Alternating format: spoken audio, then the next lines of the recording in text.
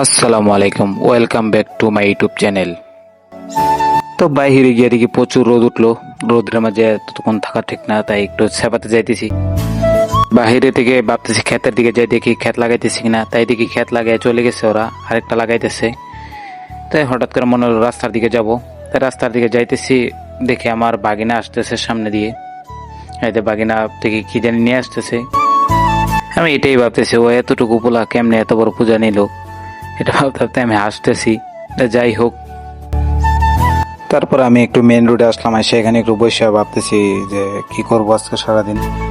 হঠাৎ করে দেখি বন্ধু আসছে, এসে বলতেছে মামা ভিডিও পোস্ট করছি কিন্তু ভিডিও পাবলিক হইতেছে না। তাই আমি বললাম যে ভিডিও পাবলিক হবে, তুই একটু ওয়েট কর। তাই আমি ওকে বলেছি ইদানিং ভিডিও পাবলিক হইতে একটু লেট কেন হয়। আমরা দুজন এখন ট্যুরের প্ল্যান করতেছি যে কোন জায়গায় ট্যুরে যাওয়া যায়। না হলে এলিয়া ট্যুরের প্ল্যান আমরা 50 বার উপরে করছি। তাই আমি বলতেছি যা তোর টিকটক আইডির ইয়াটা দেখা, কত ফলোয়ার হলো আর কত লাইক হলো। তাই এখানে দেখলাম মোটামুটি ভালোই ফলোয়ার এবং লাইক হয়েছে, প্রায় 1 লক্ষের উপরে লাইক আছে। হ্যাঁ ভালো, আমি বলছি চালিয়ে যা। তাই আমরা বসে একটু আড্ডা দিলাম।